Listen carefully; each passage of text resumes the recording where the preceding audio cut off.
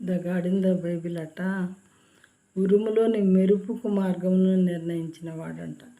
మెరుపు ఏ మార్గంలో భూమి మీదకు వెళ్ళాలి అని జలములు రాతి వలె గడ్డకట్టునట్లు చేయువాడంట ఆయన. తర్వాత కృత్తిక నక్షత్రమును బంధించిన వాడు, మృగశీర్షకు గట్లను విప్పినవాడు. ఇలాంటి పనులు చేసినటువంటి గొప్ప దేవుడు అంట the God in the Bible.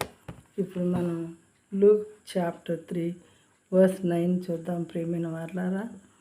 Even now the axe is laid to the root of the tree. Every tree therefore that doesn't bear good fruit is cut down and thrown into the fire. ఇప్పుడే గొడ్డలి చెట్ల వేరున ఉంచబడి ఉన్నది కనుక మంచి ఫలము ఫలింపని ప్రతి చెట్టును నరకబడి అగ్నిలో వేయబడునని చెప్పాను.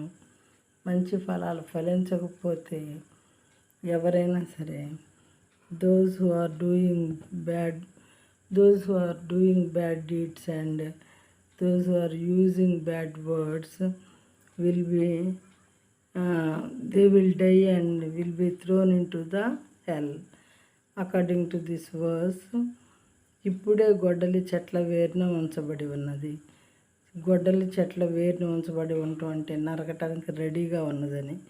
మంచి ఫలాలు ఫలింపని ప్రతి చెట్టు అంటే మంచి పనులు చేయనటువంటి ప్రతి మనిషి కూడా నరకబడి చంపబడి అగ్నిలో వేయబడతాడు అని దీని మీనింగ్. ప్రియమైన వారలారా, వాక్యమును బట్టి మనం పరిశీలించుకొని మనల్ని పరీక్షించుకొని మన కార్యములు, మన పనులు, మన వర్డ్స్ అండ్ డీడ్స్ ఎలా ఉన్నాయి, మన పలుకులు తర్వాత పనులు ఎలా ఉన్నాయి, మనం వాటిని సరిచేసుకునే వారుగా ఉన్నట్లయితే, మరి పవిత్రంగా జీవించినట్లయితే దేవుని వర్డ్స్ ప్రకారము మనం పరలోకానికి అర్హులమవుతాము. లేని ఎడల నరకబడి అగ్నిలో వేయబడతారని వాక్యం చెప్తూ ఉన్నది. కాబట్టి మనం నరకం పాలు అయ్యే వారంగా